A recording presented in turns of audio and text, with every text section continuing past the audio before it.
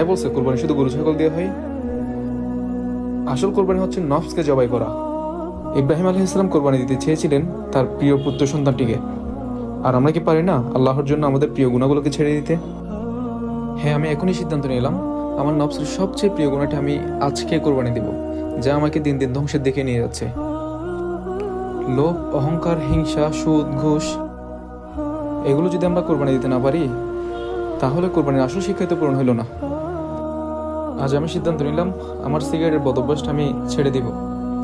তোরাও কি প্রস্তুত তোদের বদভ্যাসগুলো কোরবানি দিতে? হ্যাঁ জিয়াম, তুই ঠিক বলছিস। এবার কুরবানিতে না হয়ে আমার হতাশাকে আমি কুরবান করে দিলাম। হ্যাঁ দোস্ত, আমাদের উচিত আমাদের এক একটা খারাপ কাজকে কোরবানি দেওয়া।